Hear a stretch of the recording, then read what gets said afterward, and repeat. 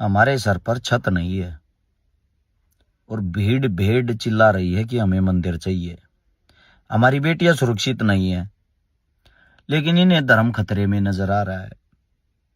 हमारे गांव में अच्छे स्कूल नहीं है, इनके बच्चे विदेशों में पढ़ रहे हैं। हमारे हिस्से बेरोजगारी आई है, ये हमें जाति धर्म में लड़वा रहे हैं।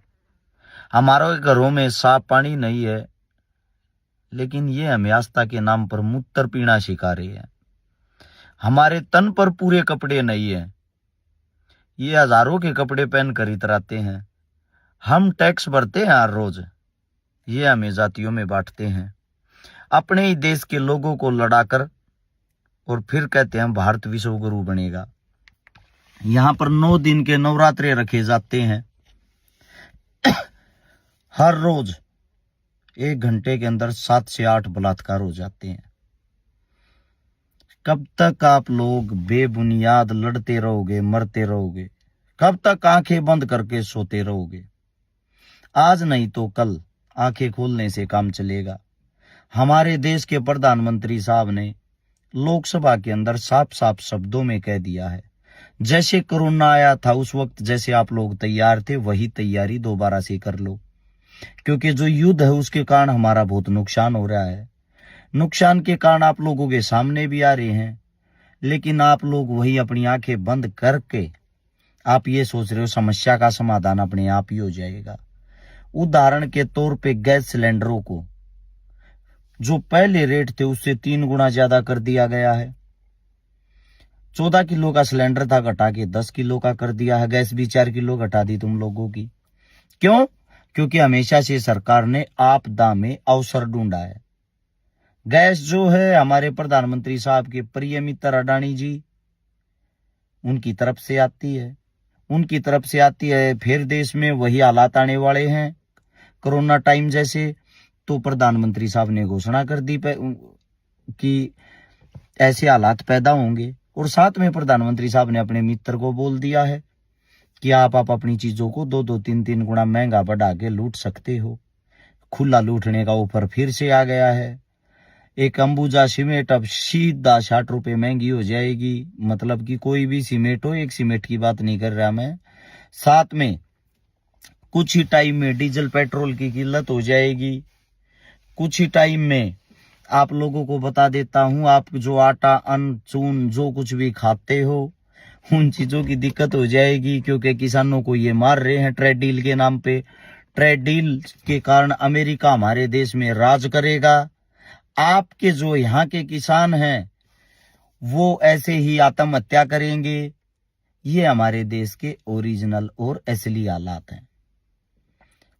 कहीं भी 5, 10, 20 गायों के सिर कटे पाएंगे। उन सिरों को लेके लोग रोडों पे उतरेंगे, हम अपनी माँ को नहीं मरने देंगे, छातियां पीटते हैं। पुलिस प्रशासन पे भी हाथ उठाने लग गए हैं। ये पूछने वाला कोई नहीं है कि गो हत्या करवा कौन रहा है। ये पूछने वाला कोई नहीं है कि सरकार गो हत्या पे रोक क्यों नहीं लगा रही। प्रदर्शन जो सरकार के खिलाफ होना चाहिए वो प्रदर्शन कोई नहीं करना चाहता। ये हमारे देश के ओरिजिनल हालात हैं। हमारे देश के प्रधानमंत्री साहब बाहर गल्फ के देशों में जाके साइन करके आते हैं कि हम आप लोगों को जो बीफ का मीट देते हैं उसको और 3 गुना ज्यादा देंगे 2026 में। और यहां उनकी प्यारी भेड़ें जो उनके कहने पे चिल्लाती हैं, भोंकती हैं, वो रोडों पे प्रदर्शन कर रही गौ माता पे रोक लगाएंगे। भैया जी, रोक लगानी है तो इसके लिए सरकार के खिलाफ आवाज उठाओ।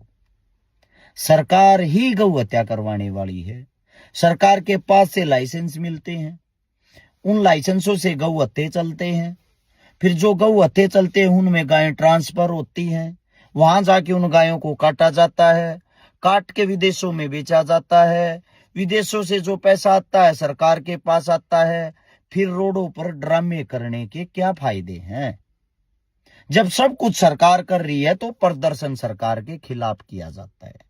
वहां उनके खिलाफ प्रदर्शन करने से तो आपके यहाँ टेप लग जाती है मुंह पे, वहां आप बोल नहीं सकते। क्यों? वो तो आप लोगों के आका है, गुरु तो वही है, करवाने वाले तो वही हैं ये ड्रामे। अगर ऐसे ही आप प्रदर्शन करने लग गए फिर ये बेचारा हिंदू मुसलमान वाला मुद्दा कहां जाएगा? सच बात तो ये है, जो पढ़े लिखे इंसान हैं वो अपनी मूर्खता का परिचय दे रहे हैं। ऐसा कार्य इस देश के अंदर हो गया। यूपीएससी के बच्चे हरियाणा के अंदर रोजगार मांग रहे हैं, मिल नहीं रहा। जो काबिल बच्चे हैं, ग्रुप डी के बच्चे बाहर निकाल रखे हैं, रोजगार मांग रहे हैं, उनको रोजगार नहीं मिल रहा। हमारा रोहतक के अंदर पीजीआई का जो स्टाफ था 9 महीने हो गए हैं उसको हड़ताल पे बैठे, उनकी कोई बातें सुनने वाला नहीं है। ये हमारे देश के हालात हैं। यानी कि देश के अंदर अच्छाई के लिए कोई आवाज उठाता हो उसको या तो कांग्रेसी घोषित कर दो, या देशद्रोही घोषित कर दो, या झूठा घोषित कर दो। आप घोषणा पत्र साथ लेके घूमते हो, आपको कौन सा पत्र चाहिए वो तुरंत आपको दे देंगे। हिंदुस्तान की हालात है ये। मत समझना, कभी मत समझना, बेड़ा गर्क हो जाएगा इस साल के बाद। लिखवा कर ले लियो, सेम हालात रहे, गारंटी है बेड़ा गर्क हो जाएगा। ये हालात पैदा करने वाली हमारी सरकार, हमारे प्रधानमंत्री साहब हैं। उसका रीजन साफ साफ है। ईरान इतनी बड़ी जब लड़ाई लड़ रहा था, 2 देशों की लड़ाई थी, उसमें पैर फंसाने की मोदी साहब को जरूरत ही क्या थी?